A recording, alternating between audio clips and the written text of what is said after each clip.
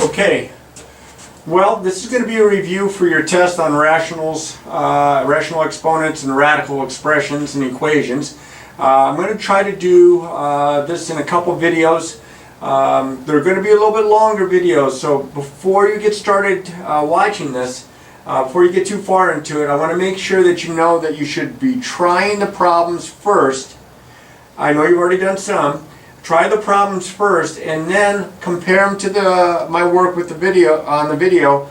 If you need an explanation of the problem, or if you want to just match, see if your answer is correct, and so on down the line. You want to be able to verify that the answer is what you want it to be. You can't just kind of hope that it is. Get an explanation if you're not sure. So I'm going to work through the first problems here. Problem number 1, you have 81r to the fourth, and that is to the 1/2 power. Remember that when your exponent is a fraction, that the denominator of the fraction is the index of the root. So 1/2 is the same thing as the square root. This is the same thing as if I had written down the square root of 81r to the fourth. Well, this isn't so bad. Remember, it's like the index is 2. The square root of 81, that's easy enough. That's just 9. And the square root of r to the fourth, remember the little trick? 2 goes into 4 twice with none left over, so an r squared comes out. Look right here. 81 to the 1/2, that's 9, because that's the square root of 81. R to the fourth to the 1/2, power to a power, 4 times a half is 2. Okay? Remember, when you have a power raised to a power, and remember, this product, each one of these factors gets raised to that power. When you have a factor that's got an exponent and you're raising it to another exponent, you multiply those exponents together. There's my guy. Problem 2 right underneath it here, same kind of problem. Here I wrote it with the square root. You could do the same thing here. You could write this, because it's to the 1/2 power, as the square root of 64v to the fourth. Again, it's like a little 2 in here, even though we don't usually write it down. What's the square root of 64? Well, that comes out, that's a perfect square, that's just 8. And then 2 goes in the 4 2 times with none left over, so 2 times v squared. Again, look right here, 64 to the 1/2 power is the square root of 64, or 8, and v to the fourth to the 1/2, just like the one above. Power to a power, you multiply the exponents, v to the second. There's your answer. Now it gets a little messier down here because you have a rational, a fraction, raised to that power. And again, this is a square root, but before I worry about the outside, I want to see if I can simplify it on the inside, because I really don't want that negative exponent there. So the first thing I notice here is that I have this expression in the numerator, this one in the denominator, with coefficients of 64 and 16. 16 goes into 16 one time, 16 goes into 64 4 times. Notice that I have the same variable factor n in the numerator and the denominator. So now I have a 4 here, and I have like a 1 here, but I have an n to the negative 2. It's a factor. I don't want n to the negative 2. I don't want a negative exponent. I bring it down below. It becomes a positive 2 exponent. Now I already have an n to the first there. If I bring this n to the second, n to the first times n to the second, that's n to the third. I don't have any more factors of the variable here, but I have an m to the fourth in the bottom, so that stays with me, m to the fourth in the bottom. Now I don't really need the 1. 1 n to the third m to the fourth is the same as just n to the third m to the fourth, and I'm going to scoot the 4 over a little bit in the middle. Now I am going to take these and raise it to the 1/2 power. So this is the same thing as the square root of 4 all over the square root of n to the third m to the fourth. When you have a fraction raised to a power, the numerator gets raised to the power, the denominator gets raised to the power. Well, the numerator is easy, that's 2. Not quite as easy here. This is like an index of 2. 2 goes into n to the third, 2 goes into 3 one time, so I get 1n out, but I have 1n in. 2 goes into 4 twice, so I have an m squared out with no factors of m there. Now, I would imagine your answer is supposed to look like this, but I really feel kind of weird about leaving that square root in the bottom. That's an n there. I would probably multiply top and bottom by the square root of n. to rationalize it. So that gives me 2 square roots of n all over. Now the square root of n times the square root of n is n, and I have an n here, so that's n squared m squared. That's a little tricky. Lots of extra steps in there. Go back and rewind and play this again if you're not sure. Up here, this one's a little bit more to my liking because I have a power raised to a power. I just multiply the exponents together. So this is p to the 12 times negative 2/3. That's a negative 2/3 there. Well, positive 12 times negative 2/3 is negative 8. So this is p to the negative 8. Well, they don't want you to leave the problem with the negative exponent. Remember that this is 1 over p to the positive 8. Here, let me write that factor p a little bit bigger. Don't want the exponent to get too big. So that's 1 over p to the 8th, and that's how you're going to leave your final answer. Power to a power, you multiply the exponents. I went ahead and put this step in. I'm imagining you're going to go from here to here and then to here. Now this one is a lot like this one. You have a half on the outside. That's the square root. So this is the same as the square root of 100 b to the 4th. Well, this is almost exactly like this one and this one. The square root of 100, that's 10. The square root of b to the 4th, remember 2 goes into 4 twice with none left over, so that's 10b squared. Alright? Now, what about this guy? Well, this guy's the easiest one yet. This is the square root of 25. So that's 5. Not plus or minus. You pick up the plus or minus when you're solving equations and you have x squared equals 25. You're just finding the principal square root there. Now I got to get careful with that 3 in the numerator. This is the first one that had something other than a 1 in the numerator of the exponent. So this is, remember, to the 3/2, this is the root, and this is the power. So what I'm going to do is I'm going to write this as the square root of 64m to the 6th.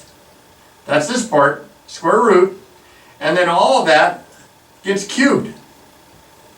Now you say, well, what if we cube it and then take the square root? Well, you get some pretty good sized numbers, but I was just kind of looking at this. That's a perfect square. That's even. That's a perfect square. Take the square root first, then cube it. The square root of 64 is 8. The square root of m to the 6 is m to the 3rd. And then all that gets cubed. 8 times 8 times 8 is 512, if I'm not mistaken. M to the 3rd, you multiply the exponents, that's m to the 9th. 512 m to the 9th. Okay, a lot of stuff here. This one gets about, I think this one gets the award for being the messiest looking one, but it's not as bad as it seems. It's kind of like this guy. I'm going to simplify inside the parentheses first, then I'm going to take the square root of it. So I have x's and y's in both the numerator and the denominator. These 4 factors of x cancel with 4 of these factors of x. There were 8. If I cancel 4, that leaves 4. These 3 factors of y cancel out with 3 of these factors. There were 7. If I cancel 3 of them, that leaves 4 of them. So inside the parentheses, I have x to the 4th and y in the denominator, y to the 4th, and all that's to the 1/2 power, or the square root. This is the same as saying the square root of x to the 4th over y to the 4th. This is the same as saying the square root of x to the 4th over the square root of y to the 4th. Well, again, do the little trick with the index. 2 goes in the 4 twice with none left over. 2 goes in the 4 twice with none left over. It doesn't simplify any further than that. You have to be careful. Simplify in this case first, then take the square root of it. Now, the next problems, they have the square root sign. They don't have the negative or the 1/2 as an exponent. So I'm still going to work it kind of the same way. It's just that here, look at 245. That's not a perfect square. 245 is not a perfect square. 256 is, but not 245. So here's where you got to get a little clever. You have to see, are there any perfect squares? And if so, what's the largest perfect square that divides evenly into 245? Well, I know 5 goes into that. 5 goes in 49 times. Oh, there it is. This is 49 times 5. That's a perfect square. The square root of 49 is 7, but the 5 stays in for the ride. And then it's like the little trick with the 2. 2 goes into 2 one time with none left over. Now, the directions to the test that you'll be taking most likely will say your variables represent positive numbers. Because if I didn't know if x was positive, and it's got to be positive, I'd have to probably put absolute value bars around it. But I think he's going to be okay with 7x times the square root of 5. Now, if you check your key, because I think he normally provides a key, if he slapped the absolute value bars around there, it's because he didn't assume that x is a positive number, or that any of the variables are positive numbers. Down here, very similar problem that I had just here, except it's a cube root. I have to look for perfect cubes. Now, I know you know your perfect squares pretty good. 4, 9, 16, 25, 36, 49, so on. But the perfect cubes, 2 times 2 times 2, 8. 8 doesn't divide into it. 3 times 3 times 3, 27. 27 won't divide into it evenly. 4 times 4 times 4, 64. That's even. It won't divide into it evenly. 5 times 5 times 5 is 125. 125 goes in there 7 times. This is 125 times 7. You'll have your calculator with you, so you should be checking this stuff. So here we go. What's the cube root of 125? It's 5. The 7 stays in for the ride. Now, here's the shortcut. 3 goes into 7 2 times, so I take an x squared out. 1 left over, I leave an x in. You won't need to worry about absolute values here because it's a cube root. And again, I don't think that it's going to come into play, but I'll be happy to explain it to you if it does. I'll just go ahead and write it a little bit nicer with the terms a little closer to one another. There's your answer. All right. That jumps us up over here. Very, very similar to this one. It's a cube root, except that really, really nice. That's a perfect cube. That's 10 times 10 times 10. All right, and then b to the 5th, we can simplify. So the cube root of 1,000 is 10. 3 goes into 5 one time with, it's a cube root, don't forget, 2 left over. That's what it simplifies to. It won't simplify any more than that. Really nice. This one is kind of similar. I have to, in this case, a square root, so I have to look for perfect squares that divide into 50, because 50 is not a perfect square. It was nice up here. It doesn't happen here. But 50, I mean, you should see it coming. This is 25 times 2.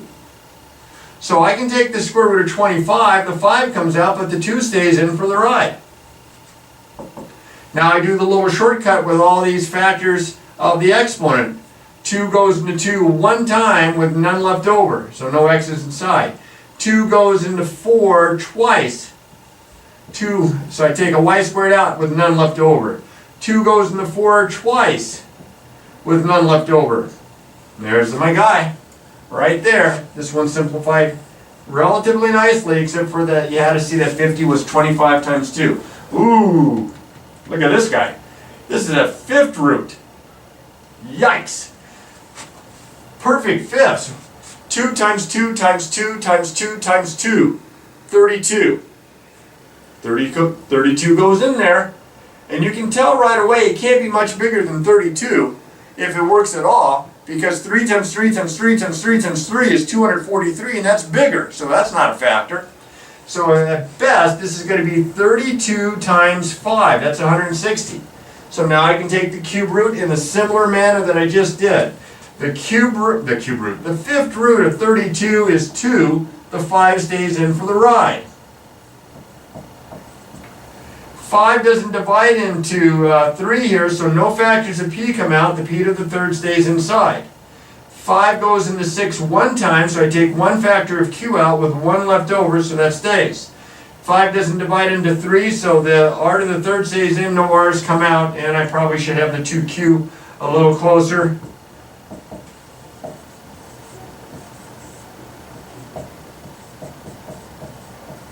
It looks better this way. In fact, you might say, with it being so close, it's 2q. All right, over to here. Similar problem. Are there, cube root this time, are there any perfect cubes that are factors of 24? 2 times 2 times 2, 3 times 3 times 3. Well, 3 times 3 times 3 is 27, too big. 2 times 2 times 2 is 8. 8 goes into that. This is 8 times 3. So if I want to simplify this, I take the cube root of 8, that's a 2, it comes out. Cube root, the 3 stays in for the ride. 3 goes into 2, no it doesn't. So the 8 squared stays in. 3 goes into 3 one time, so I can take one factor of j out, no factors of j are left over. 3 goes into 2, no it doesn't, so the 2 stays, and no factors of k come out. So the 2j, probably should write it a little bit closer, like I did with the problem below, or the problem before this. There's my answer. These are great fun. Now, I tried to squeeze a bunch of them in here. I hope I did this right. I saw you've already done some work here. I would multiply these because you have square roots. Now, if this is a square root and this is a cube root, you can't multiply them. But when they're both the same kind of root, you can multiply the radicands, the numbers underneath. This is the square root of 20. And you'd be done, except it simplifies. 20, remember, is 4 times 5. So the square root of 4 is 2, and the 5 stays in. That's my answer. Now, I just said I can't multiply those, and I can't. However, I can get tricky. I can, since they're both 5s here, I can write this as 5 to the 1/2 power times 5 to the 1/3 power. Now they have the same base, they're in exponential form. I can multiply them by adding the exponents, keeping the base the same. Don't multiply the bases, add the exponents. 1/2 plus 1/3.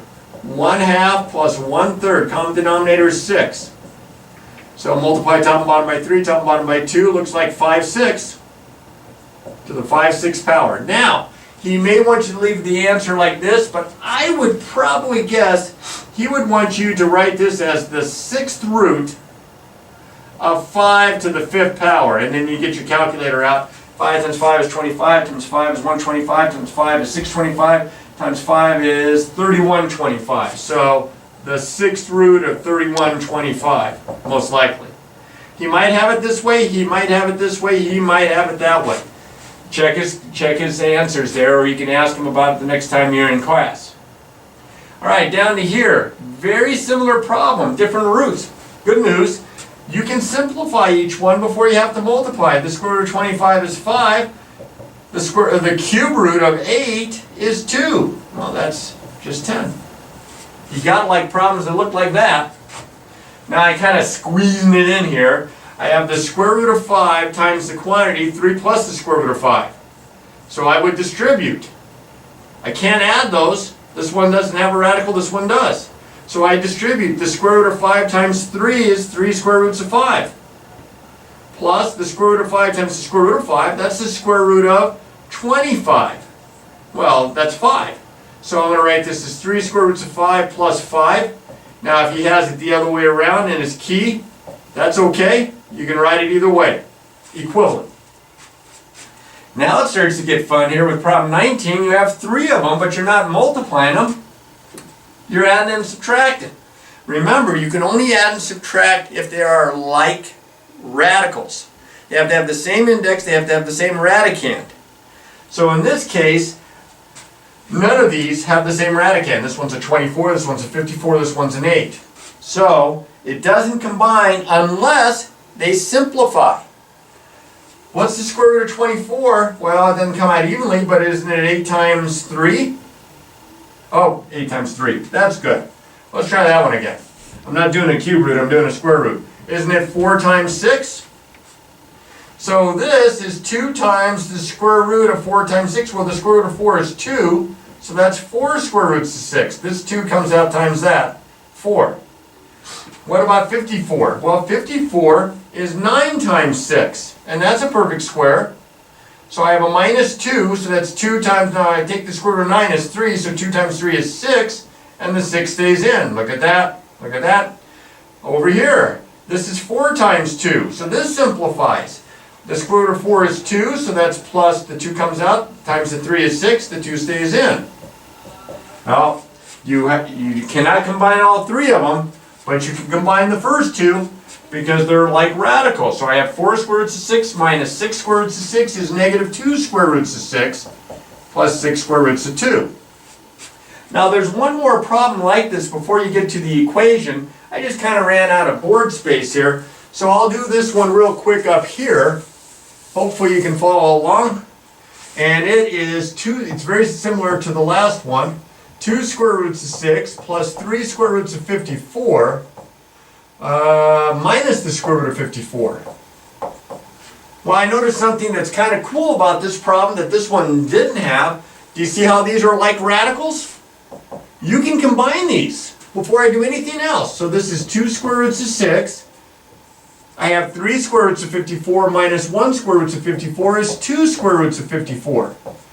Now I can't add these together because they're not like radicals, but maybe like the last problem, it simplifies. And we did 54 a little bit ago.